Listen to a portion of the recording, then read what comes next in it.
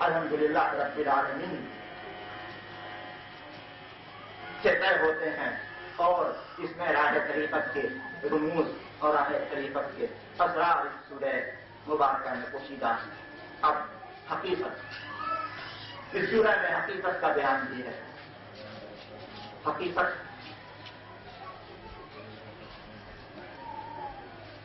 سب سے اہم معاملہ حقیقت کا ہے۔ حقیقت کس کو کہتے ہیں؟ ایک بندہ مومن، ایک عبادت گزار جب اللہ کے سامنے عبادت کرنے کے لیے کھڑا ہوتا ہے تو کہتے ہیں کہ توجہ بسوئے حق کردن، یہ شریعت۔ توجہ بسوئے حق کردن، یہ شریعت ہے، یعنی اللہ کی طرف توجہ کرنا یہ شریعت ہے۔ اور توجہ بسوئے یار کردن، یہ طریقت ہے، اور نظر در دلدار کردن، یہ حقیقت ہے۔ یعنی شریعت یہ ہے کہ اللہ کی طرف توجہ کر لے، اور طریقت یہ ہے کہ محبوب کی طرف دیکھنے لگ جائے، اور حقیقت یہ ہے کہ رب العالمین کے انوار میں دیکھنے لگ جائے۔ یہی حقیقت ہے، انوار کو نہیں بلکہ انوار میں دیکھے، رب کو نہیں بلکہ رب کے انوار میں دیکھے، خالق کو نہیں بلکہ خالق کے انوار میں دیکھے۔ اور شریعت یہ ہے کہ صرف اس انوار کا خیال کر کے اس کی طرف توجہ کر لے، یہ شریعت ہے۔ اس انوار کا دیدار کر لے تو یہ طریقت ہے، اور اس انوار کے اندر دیکھ لے تو یہ حقیقت ہے، اور اسی کو حقیقت کہتے ہیں۔ اور حقیقت کبھی ختم نہیں ہوتی ہے، حقیقت کا دروازہ کبھی بند نہیں ہوتا ہے، وہ جتنا دیکھتا ہے دیکھتا چلا جاتا ہے، اس لیے دیکھتا چلا جاتا ہے۔ حضرت غوث الاعظم شیخ عبد القادر جیلانی رضی اللہ تعالیٰ عنہ فرماتے ہیں کہ جب ایک حقیقت والا دیکھتا ہے تو اللہ تبارک و تعالیٰ کو ایسے دیکھتا ہے کہ وہ اپنے آپ کو انوار و تجلیات میں گم کر دیتا ہے۔ پھر وہ باقی نہیں رہتا ہے بلکہ وہ باقی رہتا ہے، یہ باقی نہیں رہتا ہے وہ باقی رہتا ہے۔ نہ اس کا اپنا وجود رہتا ہے، نہ اس کی اپنی خواہش رہتی ہے، بلکہ کہتے ہیں غوث الاعظم شیخ عبد القادر جیلانی کہتے ہیں کہ وہ خدا کے حضور میں کھڑا ہوتا ہے اور ہر وقت کھڑا رہتا ہے بارگاہ الہی میں۔ اس کا اٹھنا اللہ کے لیے، اس کا بیٹھنا اللہ کے لیے، اس کا کرنا اللہ کے لیے، اس کا کھانا اللہ کے لیے، اس کا پینا اللہ کے لیے، اس کا سونا اللہ کے لیے، اس کا جاننا اللہ کے لیے، اس کا ہر کھیل اللہ کے لیے ہوتا ہے، اور ایسا اور وہی اللہ کے لیے کرتا رہتا ہے اور اپنے آپ کو اللہ کے انوار و تجلیات میں گم پاتا ہے۔ یہی حقیقت ہے۔ حقیقت کی ایک مثال یہ سمجھیے کہ غوث الاعظم فرماتے ہیں کہ جب جنتی جنت میں جا لیں گے قیامت کے دن حساب و کتاب ہو جائے گا تو اللہ تبارک و تعالیٰ جنتیوں کو اپنا دیدار کروائے گا باغ ارم میں، جنت ارم میں، اس جنت کو جس کا نام ارم ہے، وہ صرف ہفتے میں ایک دن وہ جنت کھولی جائے گی جمعے کے دن، اور تمام جنتیوں کو حکم ہوگا کہ چلو رب العالمین اپنا دیدار کروانا چاہتا ہے، اپنی تجلی دکھانا چاہتا ہے، اپنے انوار کو دکھلانا چاہتا ہے، اور تمام جنتی اس باغ ارم میں جمع ہوں گے اور رب العالمین کا دیدار کریں گے۔ جیسے ہی رب العالمین کا جلوہ ہوگا تمام جنتی اس کے سامنے سجدے میں گر جائیں گے۔ پتہ یہ چلا کہ حقیقت کے سامنے ہے لیکن سجدہ لازمی ہے، سجدے سے بری نہیں ہے۔ حقیقت والا بھی شریعت کو نہیں چھوڑ سکتا، سجدہ وہاں بھی کر رہا ہے جہاں جنت میں پہنچ گیا ہے، اب سجدے کا حکم نہیں ہے، اب وہ مکلف نہیں ہے، لیکن اس کے باوجود وہ سجدے میں گرا ہوا ہے، بارگاہ الہی میں سجدے میں ہے۔ اور جب اللہ تبارک و تعالیٰ کے انوار سے وہ نہا لے گا، انوار اللہ تبارک و تعالیٰ کی تجلیات سے وہ منور ہو جائے گا، تو اسے حکم دیا جائے گا کہ اب اللہ تعالیٰ کی تجلی ختم ہوئی، اب تم لوگ سجدے سے سر اٹھاؤ۔ سجدے سے سر اٹھائے گا، پھر اگلے دن کا وہ اگلے جمعے کا انتظار کرے گا۔ کہتے ہیں کہ ایک جمعے سے دوسرے جمعے کا انتظار وہی اس کی جنت میں تبدیلی کا باعث ہوگا، ورنہ ہر چیز تو یکساں ہے، صرف اس کو تڑپ ہوگی کہ پھر خدا کو دیکھیں گے، پھر خدا کو دیکھیں گے۔ اسی تڑپ میں وہ اگلے دن کا انتظار کرے گا، اور پھر جب اگلے دن خداوند کے قدوس کی اگلے جمعے کو بارگاہ الہی میں جب اسے اس کی طلبی ہوگی، اور جب اللہ تبارک و تعالیٰ اپنا دیدار کروائے گا، جو دیدار کی تجلی تجلی گزشتہ جمعہ کیا تھا وہ دیکھنے کو نہیں ملے گی. وہ نئی تجلی دیکھے گا, نیا انداز دیکھے گا, نیا جلوہ دیکھے گا, نئی قدرت دیکھے گا, نیا کمال دیکھے گا, نئی صفت دیکھے گا, نئی خوبیاں دیکھے گا اور پھر سجدے میں گر جائے گا. اور اسی طرح سے جنتی ہمیشہ خدا کی نئی تجلی کا دیدار کرتے رہیں گے. ذرا غور کیجئے کہ یہ حقیقت کبھی ختم ہونے والی چیز ہے, اس لیے کہ وہی اول ہے, وہی آخر ہے, وہی ظاہر ہے, وہی باطن ہے, وہی اول و آخر کی حقیقت سے شریعت والا, طریقت والا اور حقیقت والا واقف ہو جاتا ہے. وہی ابتدا اور انتہا کی حقیقت سے واقف ہو جاتا ہے. جس کی نہ ابتدا ہے, جس کی نہ انتہا ہے, اس حقیقت کو وہ جان لیتا ہے. تو گویا اسرار ربوبیت سے واقف ہونا یہ حقیقت کا پہلا زینہ. اور اسرار ربوبیت سے کب واقف ہوتا ہے؟ کہ جب بندے کو معلوم ہوتا ہے قرآن حکیم کی سورہ فاتحہ کہ الحمدللہ رب العالمین. جیسے ہی اسے رب العالمین معلوم ہوا کہ اللہ ساری کائنات کا رب ہے, اسے اسرار ربوبیت سے کا پردہ اس کے اوپر سے اٹھ جاتا ہے. اسرار ربوبیت کا پردہ اس کے اوپر سے اٹھ جاتا ہے. وہ تمام رموز ربوبیت سے وہ واقف ہو جاتا ہے. تجلی الہی میں وہ غرق ہو جاتا ہے.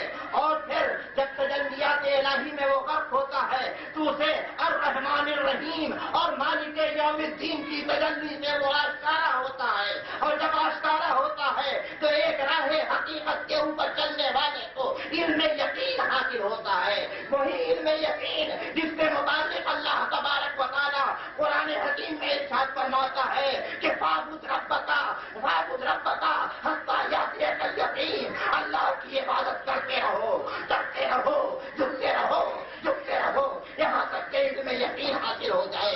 تم یقین کی حد کو پہنچ جاؤ اور وہ مومن بندہ, وہ راہ حقیقت کے اوپر چلنے والا, وہ اس وقت یقین کی منزل کو پاتا ہے. یقین کی کس منزل کو پاتا ہے؟ علم یقین کو پاتا ہے. جب تجلیات الہی مالک یوم الدین اس کے اوپر آشکارا ہوتی ہے تو علم یقین حاصل ہوتا ہے. جب علم یقین ہوتا ہے تو وہ اس کی روحانی سرور حاصل ہوتا ہے. علم یقین حاصل ہوتے ہی وہ روحانی طور پہ مسرور ہو جاتا ہے, بے خود ہو جاتا ہے اور نور جمال خدا بندی سے نور خدا جمال خدا بندی کی طرف اس کا قدم بڑھنے لگتا ہے. یہاں تک کہ اسے دنیا اور آخرت کے حجابات اس سے مرتفع ہو جاتے ہیں, تمام حجابات اٹھا دیے جاتے ہیں. اس کی نگاہ مشرق سے رہ کے مغرب میں دیکھتی ہے, شمال سے رہ کے جنوب میں دیکھتی ہے. اللہ تبارک و تعالیٰ اس کی نگاہوں سے دیکھتا ہے, اس کے زبان سے بولتا ہے, اس کے کان سے سنتا ہے. اللہ فرماتا ہے کہ جب میرا مومن بندہ میرے سامنے کھڑا ہو کر کے تلاوت کرتا ہے, جب وہ الحمدللہ رب العالمین پڑھتا ہے تو ہم اس کی زبان بن جاتے ہیں, ہم اس کے ہاتھ بن جاتے ہیں, ہم اس کے کان بن جاتے ہیں. جس ہاتھ سے وہ کام کرتا ہے, جس زبان سے وہ بولتا ہے, جس آنکھ سے وہ دیکھتا ہے, جس کان سے وہ سنتا ہے. یہاں تک کہ جب بندہ غیر المغضوب علیہم والضالین پر پہنچتا ہے تو اللہ تبارک و تعالیٰ بندے کے اتنا قریب ہوتا ہے کہ اللہ فرماتا ہے کہ نحن اقرب الیہ من حبل الورید. میں اس کے رگے گرو سے بھی قریب ہو جاتا ہوں. اور جب اس کے رگے گرو سے بھی رب العالمین قریب ہو جاتا ہے, یعنی سورہ فاتحہ کے تمام انوار و تجلیات اس کے اندر سرایت کر جاتے ہیں اور اللہ کی قربت حاصل ہو جاتی ہے, تو اس کے اندر جو سرور روحانی پیدا ہوتا ہے اور حجابات اٹھتے ہیں. اس لیے جب وہ دیکھ رہا ہے تو قدرت الہی سے دیکھ رہا ہے, اب وہ سن رہا ہے تو اللہ کی مدد سے سن رہا ہے. کہ جیسا کہ فاروق اعظم نے دیکھا تھا حضرت ساریہ کو, اور حضرت ساریہ نے سنا تھا فاروق اعظم کے کلام کو, یا ساریہ تو الجبل, وہ بھی دیکھ رہے تھے, وہ بھی دیکھ رہے تھے تو اللہ کی مرضی سے دیکھ رہے تھے, اسی مقام پہ پہنچ کے دیکھ رہے تھے, اور وہ بھی سن رہے تھے تو اسی مقام پہ پہنچ کے سن رہے تھے. لہذا دیکھنے والے نے دیکھا, بولنے والے نے بولا اور سننے والے نے سن لیا. یہ کمال ہے. گویا فاروق اعظم اس انتہائی منزل پہ تھے, حقیقت کوئی حجاب حضرت کریم سے وہ سن رہے تھے.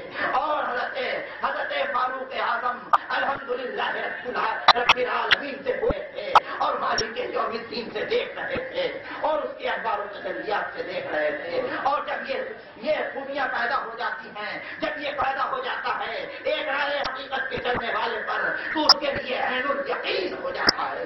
اب وہ پہلے تو علم یقین تھا، اب عین یقین ہو گیا.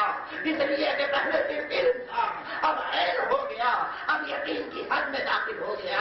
پہلے یقین کو دیکھ رہا تھا، اب یقین کو اس کے سامنے ہے، اب یقین کے اندر ہے. پہلے یقین کا دیدار کر رہا تھا، پہلے یقین کا علم حاصل کر رہا تھا، اب یقین اس کے سامنے ہے، اب حقیقت اس کے سامنے ہے. اور جب حقیقت اس کے سامنے ہوتی ہے تو اس کے لطائف خمسہ منزہ ہو جاتے ہیں، اس کے لطائف خمسہ جاری ہو جاتے ہیں. لطائف خمسہ انسان کے اندر ہوتے ہیں. ایک نفس ہوتا ہے، لطائف خمسہ میں قلب ہے، روح ہے، خفی ہے، افواہ ہے. یہ 5 لطائف ہیں کہ جس کے یہ 5 لطائف جاری ہو جاتے ہیں. تو جاری ہونے کے بعد ان لطائف خمسہ کے جاری ہونے کے بعد وہ حق الیقین کی منزل میں پہنچتا ہے. اور جب وہاں پہنچتا ہے تو وہ اپنے آپ کو فنا باللہ کر دیتا ہے. اور جب فنا باللہ کر دیتا ہے تو اس کی ذات بقا باللہ ہو جاتی ہے. فنا باللہ کے بعد ہی وہ بقا باللہ ہو جاتا ہے. اور وہ اس منزل پہ پہنچتا ہے کہ من عرف نفسہ فقد عرف ربہ کی حقیقت سے آگاہ ہو جاتا ہے. اور جب اس حقیقت سے آگاہ ہو جاتا ہے تو پھر وہ صراط المستقیم کے بعد صراط الذین انعمت میں اس کا شمار ہونے لگتا ہے، اور انعمت میں اس کا شمار ہونے لگتا ہے. اور ایسا شمار ہوتا ہے، ایسا شمار ہوتا ہے کہ اب وہ سب کچھ اللہ کے لیے کرتا ہے. پہلے اس نے سیر شروع کی، سیر اللہ شروع کی، الحمدللہ کے سیر اللہ شروع ہوتی ہے. لیکن جب انعمت علیہ سے پہنچتا ہے تو سیر اللہ ختم کر کے اب سیر من اللہ شروع کرتا ہے. پہلے اس کی سیر تھی اللہ کے لیے، پہلے اس کی سیر تھی من جانب اللہ، پہلے اس کا قدم تھا من جانب اللہ، پہلے اس کا خرچہ تھا من جانب اللہ، پہلے اس کی عبادت تھی اللہ کے سامنے. اب وہ وہاں سے چلتا ہے، اللہ کی عبادت بھی کرتا ہے، اللہ کے سامنے جھکتا بھی ہے. لیکن اب اس کی سیر تک شروع ہوتی ہے تو سیر من اللہ شروع ہوتی ہے. یعنی وہ اول سے چلا تھا، آخر تک پہنچا، اور آخر سے چلا ہے، اول تک پہنچتا ہے. نہ اس کا کوئی کنارہ ہے، نہ اس کا کوئی کنارہ ہے، نہ اس کی کوئی حد ہے. هو الاول هو الاخر هو الظاہر وهو الباطن کے وہ دائرے میں گھوم جاتا ہے، ایک صوفی اور گھومتا رہتا ہے. مخلوق کی طرف نگاہ کرتا ہے تو مخلوق کو کمزور پاتا ہے، مخلوق کی طرف نگاہ کرتا ہے تو مخلوق کو نادان پاتا ہے، مخلوق کی طرف نگاہ کرتا ہے تو مخلوق کو ناتواں پاتا ہے، مخلوق کی طرف نگاہ کرتا ہے تو مخلوق کو جاہل پاتا ہے، مخلوق کی طرف نگاہ کرتا ہے تو مخلوق کو بے شعور سمجھتا ہے. اور سمجھنے کے بعد وہ سیر من اللہ سے آتا ہے، مخلوق کی خدمت کرتا ہے، مخلوق کے لیے اپنی زندگی نچھاور کر دیتا ہے. جیسا کہ ہم جانتے ہیں اور یہ کہ ہم کو کہ جب وہ عبادت کرتے ہیں، شریعت کی پابندی کرتے ہیں، پابندی کرتے کرتے وہ اس مقام پہ پہنچتے ہیں کہ ان کا تعلق اللہ سے ہو جاتا ہے. پھر وہ مخلوق سے دور ہو جاتے ہیں اور اللہ کی عبادت میں مصروف ہو جاتے ہیں. جیسے بابا فرید الدین گنجے شکر کنویں میں الٹا لٹک کر کے اللہ کی عبادت میں مصروف تھے، صرف اللہ تھا. اور حضرت فرید الدین گنجے شکر تھے، حضرت مخدوم شرف الدین بہاری پریا کے جنگل میں 12 سال تک محو حیرت خدا کی قدرت کو دیکھتے رہتے ہیں. وہ سیر اللہ تھی، اور جب سیر من اللہ شروع ہوئی تو راجگیر کے پہاڑ میں آتے ہیں اور مخلوق کی ذبوحانی کو سدھارنے کے لیے راجگیر سے بہار پیدل آیا کرتے ہیں، راجگیر سے بہار آیا کرتے ہیں کہ اب مخلوق کا درد ہے ان کے دل میں، خدا کی حقیقت کو پا لیا ہے، خدا کے انوار تجلیات سے وہ بہرامند ہو گئے ہیں. اب مخلوق کو سدھارنے کا کام ہے. جتنے اولیاء کرام ہیں پہلے اللہ کی عبادت کے لیے خدا سے دم لگایا، پھر مخلوق کو سدھارنے کے لیے مخلوق کے پاس آئے. یہی سیر اللہ اور سیر من اللہ کا حاصل ہے. پھر مخلوق سے وہ خدا کی طرف جاتا ہے، پھر خدا سے مخلوق کی طرف آتا ہے، اور یہ سلسلہ اس کا جاری رہتا ہے. اور جب وہ خدا کی طرف جاتا ہے ایک نئی حقیقت کو پاتا ہے. جب وہ اس انوار میں ہوتا لگاتا ہے تو ایک نئی حقیقت کو پاتا ہے. جب وہ الحمدللہ رب العالمین کہتا ہے تو خدا کی ایک نئی صفت آشکارا ہوتی ہے. اور اس کی مثال آپ شب معراج میں حضرت رسول اکرم سرکار دو عالم احمد مصطفیٰ محمد مصطفیٰ صلی اللہ تعالیٰ علیہ وسلم کے اس واقعے سے آپ لگا سکتے ہیں کہ جب اللہ کے محبوب معراج سے واپس آ رہے تھے نماز لے کر کے، حضرت موسیٰ نے روکا تھا. حضرت موسیٰ نے کہا تھا نماز کم کروائیے، تو اللہ کے نبی خدا کا کیا کرنے گئے، نماز کم کروائی، خدا کی بارگاہ میں پہنچے، پھر آئے، پھر حضرت موسیٰ نے پھر بھیجا، پھر آئے، پھر حضرت موسیٰ نے بھیجا۔ روایتوں میں آتا ہے کہ 9 مرتبہ حضرت موسیٰ نے بھیجا، ہر مرتبہ 5 وقت کی نماز کم ہوئی، اس لیے کم ہوئی تو حضرت موسیٰ علیہ السلام اپنے اللہ کے پیارے محبوب سرکار دو عالم احمد مصطفیٰ محمد مصطفیٰ صلی اللہ تعالیٰ علیہ وسلم کے ذریعے سے حضرت موسیٰ علیہ السلام سیر من اللہ کر رہے تھے، اس لیے کہ جب محبوب خدا کو دیکھ کر کے آتے تھے یہ سیر من اللہ کرتے تھے، اور سیر اللہ کرتے تھے، اور سیر اللہ سے جب واپس آتے تھے سیر من اللہ کے لیے تو حضرت موسیٰ موجود ہوتے تھے، اور حضرت موسیٰ رسول کی نگاہوں میں خدا کے اس سیر کا محبوب خدا کے اس سیر کا جلوہ دیکھتے تھے، پھر دیکھتے تھے، پھر جب آتے تھے پھر دوسرا جلوہ دیکھتے تھے، پھر دیکھتے تھے، پھر آتے تھے، پھر کوئی اور جلوہ دیکھتے تھے، تو ہر بار میں نہیں تجربی دیکھتے تھے۔ تو یہی تعریف کا مقام ہوتا ہے کہ ہر بار جب وہ الحمدللہ رب العالمین سے لے کر کے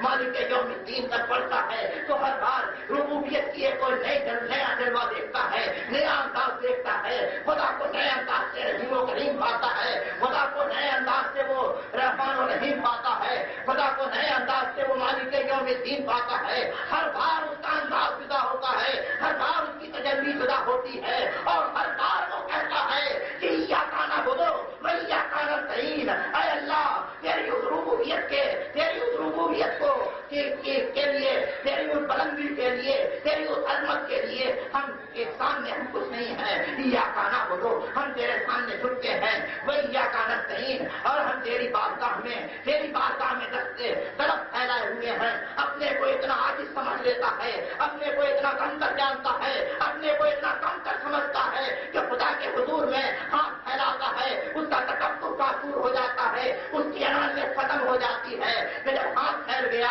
تو اب کچھ بھی نہیں بچا سوائے اس کے کہ اب خدا کی خدائی کے سامنے اس کا سر جھکا ہوا ہے، اس کی جبھی لگی ہوئی ہے۔ یہی راہ حقیقت کا طالب اور راہ حقیقت پہ چلنے والا سورہ فاتحہ کو جب پڑھتا ہے تو وہ شریعت کو بھی پا لیتا ہے، شریعت طریقت کو بھی پا لیتا ہے، اور حقیقت کو بھی پا لیتا ہے، اور یہی حقیقت ہے۔ اب ایک بار آخر میں اللہ تبارک و تعالیٰ کی ذات و صفات کی تجلی سورہ فاتحہ میں کس انداز سے ہے اور کیا کیا خوبیاں ہیں۔ سب سے پہلے کہ بسم اللہ لفظ بسم اللہ سے خدا کی ذات اور صفات مراد ہوتی ہے، اور رحمان و رحیم سے اس کے لائن میں شامل ہے، اور ایک قسم کے بارے میں بھی کہا جائے، بیان کیا جائے تو سینکڑوں کتابیں پڑھ جائیں، لیکن کسی ایک تربیت کے اوپر خیر حاصل غلط نہیں ہوگی، اس لیے کہ وہ بدن انسانی کی تربیت کرتا ہے۔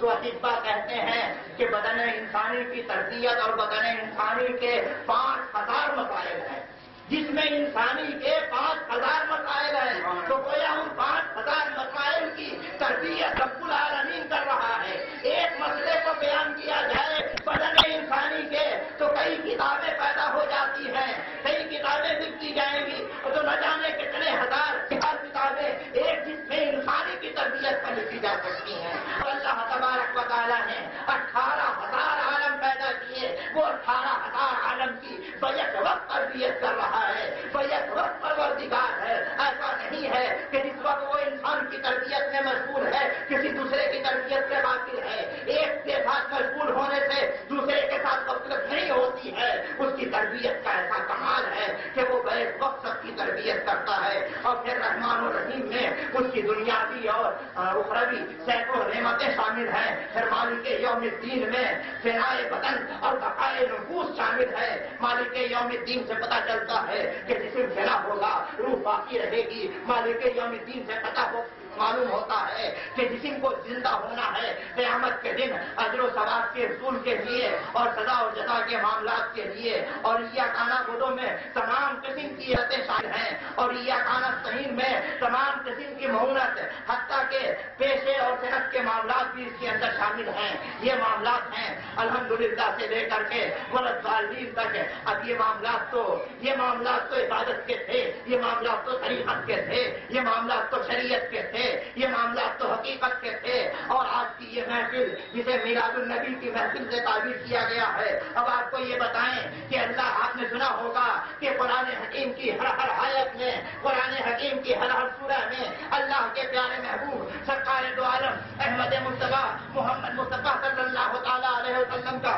ذکر چھپا ہوا ہے. کہیں پہ ظاہری طور پہ چھپا ہے, کہیں پہ باطنی طور پہ چھپا ہے. اس لیے اب ذرا سورہ فاتحہ سے ذکر مصطفیٰ بھی سنتے چلیے, سورہ فاتحہ سے ذکر نبی بھی سنتے چلیے کہ جب مومن نے کہا, جب بندے نے کہا الحمدللہ رب العالمین, وہ رب ہے سارے عالم کا, وہ کائنات کا رب ہے, تو یہ غور کرنا پڑے گا کہ سب سے پہلے اس کی ربوبیت کس کے اوپر آشکارا ہوئی, سب سے پہلے اس کی قدرت کس کے لیے آشکارا ہوئی, سب سے پہلے اس نے کس پہ کرم کیا, سب سے پہلے اس نے کس پہ رحم کیا, سب سے پہلے اس نے کس کو بنایا. جب ہم یہ غور کرتے ہیں تو اللہ کے پیارے نبی سرکار دو عالم صلی اللہ تعالیٰ علیہ وسلم کا فرمان ظاہر ہوتا ہے. اللہ کے رسول فرماتے ہیں یا جابر ان اللہ خلق نور نبی کا قبل الاشیاء, ہے جابر تیرے نبی کے نور کو اللہ تبارک و تعالیٰ نے تمام چیزوں سے پہلے پیدا کیا, ساری کائنات سے پہلے پیدا کیا.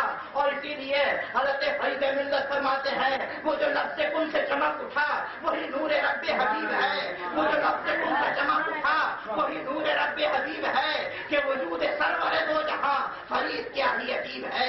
یعنی سب سے پہلے اللہ تعالیٰ نے اگر کسی عالم میں کسی چیز کی تقدیم کی ہے, کسی کے لیے کن فرمایا ہے, تو وہ اللہ کے محبوب سے اپنے پیارے حبیب کے نور کے لیے. اور اللہ تبارک و تعالیٰ نے اپنے پیارے حبیب کے نور کو سب سے پہلے پیدا کیا. جب نور پہلے پیدا ہوا تو تربیت بھی پہلے ہوئی ہوگی, رحیمی بھی پہلے ملی ہوگی, کریمی بھی پہلے ملی ہوگی, ستائی بھی پہلے ملی ہوگی, غفاری بھی پہلے ملی ہوگی. اب ظاہری بات ہے کہ غفاری ایسی مل گئی, کریمی ایسی مل گئی کہ غفر لہ ما تقدم من ذنبہ وما تأخر میں ان کا شمار ہو گیا, انہیں معصوم کر دیا, تمام گناہوں سے معصوم, تمام خطاؤں سے معصوم, تمام لفظوں سے معصوم اللہ تبارک و تعالیٰ نے فرما دیا. اور اس کے بعد جب اس سے پتہ چل گیا, شان مصطفیٰ پتہ چل گئی, تو اب بندہ کہتا ہے بارگاہ الہی میں یا کانا بولو یا کانا کریم. اور جب یا کانا بولو کہتا ہے تو فوراً یہ خیال پیدا ہوتا ہے کہ عبادت کیسے کریں, جھکے کیسے,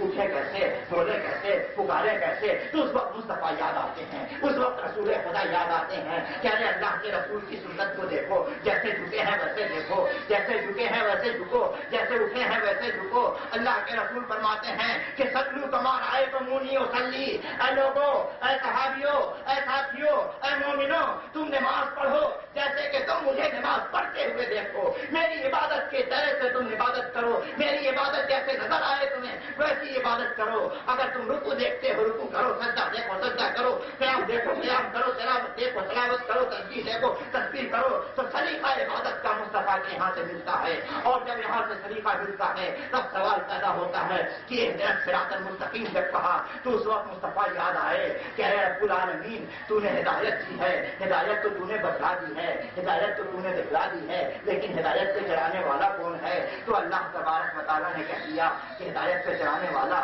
ہم نے ہادی بنا کے رسول بھیجا, ہم نے رہبر بنا کے رسول بھیجا, ہم نے راہ طریقت کو بتانے والا, راہ شریعت کو بتانے والا, راہ حقیقت کو بتانے والا رسول بھیجا ہے, جو تمہیں ہر راہ کو پار کرا دیں گے, ہر پسو خاک سے بچا لیں گے, ہر گناہوں سے بچا لیں گے, ہر برائیوں سے بچا لیں گے. شرط یہ ہے کہ ان کی محبت کرتے رہو, ان کا دامن تھامے رہو. اور اس کے بعد اب بندہ کہتا ہے کہ اے رب العالمین, اے رب العالمین, اے الہ العالمین, اس راہ شریعت پہ ہم چل لیں گے, اس راہ طریقت پہ ہم چل لیں گے تو ہمیں کیا مل جائے گا, ہمیں کیا فائدہ ہو جائے گا. اس لیے کہ تیرے نبی سب سے افضل, تیرے نبی سب سے اعلیٰ, تو نے ہدایت بھیجی. یہ ہدایت کیسی, تو نے صراط مستقیم بھیجا. یہ صراط مستقیم کیسا ہے, تیرا یہ صراط مستقیم کیسا ہے؟ تو صراط مستقیم کہتے ہی ہے اس راستے کو جو لوگوں کے چلنے سے بنا ہو, جو لوگوں کے چلنے سے بنا ہو. گویا یہ پتا چلا کہ صراط مستقیم وہ راستہ ہے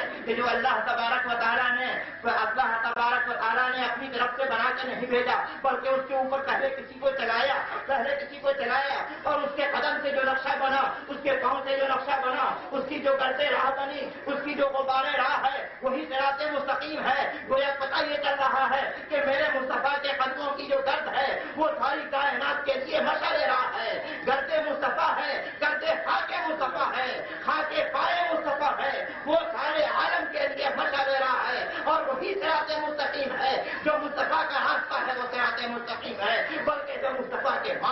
والوں کا راستہ ہے وہ صراط مستقیم ہے، جو صحابی کا راستہ ہے وہ صراط مستقیم ہے، جو شہیدوں کا راستہ ہے وہ صراط مستقیم ہے، جو نبیوں کا راستہ ہے وہ صراط مستقیم ہے، جو ولیوں کا راستہ ہے وہ صراط مستقیم ہے۔ اور جب اس صراط مستقیم پہ چلا بندہ تو اب اسے صراط مستقیم پہ چلنے والا جب چلتا ہے تو اس کی حیثیت خود ایسی ہو جاتی ہے کہ وہ خود راہبر بن جاتا ہے، اور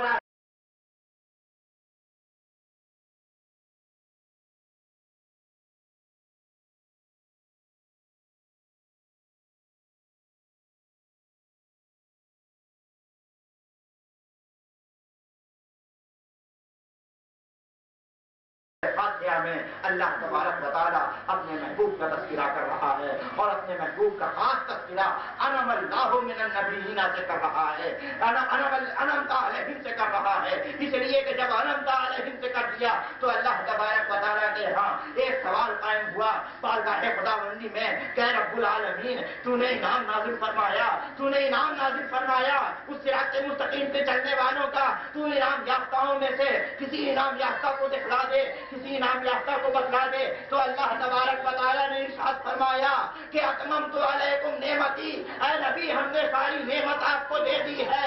گویا انعام یافتہ میں سب سے بڑی نعمت والے میرے نبی ہیں، سب سے بڑی نعمت والے میرے رسول ہیں، جن کی نعمت کا کوئی ٹھکانہ نہیں۔ اور رسول فرماتے ہیں کہ اللہ تبارک و تعالیٰ نے اپنی نعمتیں جو ہمیں دی ہیں واللہ موتی وانا قاسم، اللہ تعالیٰ ان نعمتوں کا دینے والا ہے اور میں ان نعمتوں کا بانٹنے والا ہوں، یعنی صراط الذین انعمت علیہم، راستہ ان کا جن پر اے رب العالمین تو نے انعام نازل کیا۔ اور وہ انعام بڑھتا کہاں سے ہے؟ رسول کی بارگاہ سے بڑھتا ہے، نبی کی بارگاہ سے بڑھتا ہے، اور آج بھی نبی کی بارگاہ سے انعام و اکرام کی نوازشیں ہوتی ہیں، بارشیں ہوتی ہیں، انعام و اکرام عطا کیا جاتا ہے۔ تو وہ پیارے رسول، وہ پیارے نبی جن کا تذکرہ قرآن میں، جن کی عظمت سورہ فاتحہ میں، جن کے انعام کا تذکرہ صراط الذین انعمت علیہم میں، جن کے دشمنوں کا تذکرہ غیر المغضوب علیہم ولا، جو نبی کا دشمن ہوا، جو نبی کا نافرمان ہوا، جو نبی کا گستاخ ہوا، وہ غیر المغضوب علیہم ولا الضالین جو اس کا شمار ہو گیا۔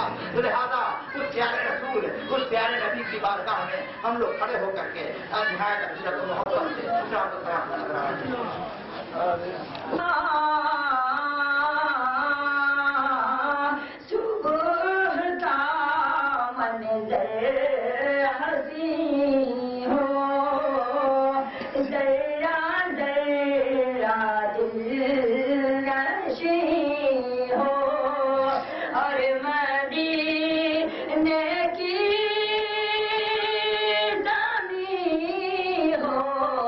آپ کی امت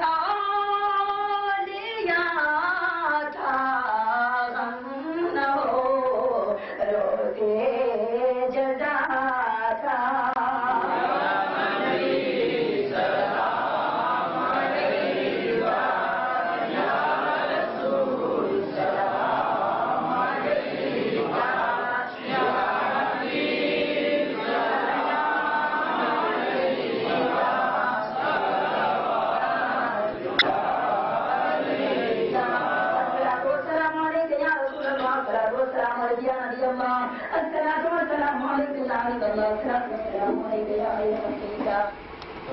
اپنی رحمتیں نازل فرما، اے اللہ ہم لوگوں پہ رحم فرما، ہم لوگوں پہ رحم فرما، اے رب العالمین ہم لوگوں کو اس سے کرام کاج کے اوپر چلنے کی توفیق عطا فرما، اپنی اور اپنے رسول کی اطاعت کی توفیق عطا فرما، اے اللہ سورہ فاتحہ کے انوار و برکات و تجلیات سے ہم لوگوں کے قلوب کو منزہ فرما دے، متجلی فرما دے، اے رب العالمین ہم لوگوں کے اندر جو برائیاں ہیں سورہ فاتحہ کے انوار و تجلیات کی برائیوں کو دور فرما دے، اے اللہ ہم لوگوں کو عبادت کا طریقہ عطا فرما دے، عبادت کرنے کی توفیق عطا فرما دے، نیکی کرنے کی توفیق عطا فرما دے، اے اللہ ان آیات کی برکت سے، ان قرآن حکیم کی آیتوں کی برکت سے، سورہ فاتحہ کی برکت سے ہم تمام لوگوں کے گھروں میں برکتیں اور رحمتیں عطا فرما دے، اور جس گھر میں یہ ذکر ہوا ہے اس پر رمضان رکھا ہے رب العالمین، اے رب العالمین ہم لوگ جب تک اس دنیا میں رہیں تیرا نام لیتے ہوئے تیرے رسول کا کلمہ پڑھتے ہوئے رہیں، جب اس دنیا سے رخصت ہوں تو اس وقت بھی تیرا اور تیرے رسول کا نام لیتے ہوئے رخصت ہوں، اے اللہ ہم لوگوں کا خاتمہ بالخیر فرما، اے اللہ ہم لوگوں کو اپنے پیارے حبیب سرکار دو عالم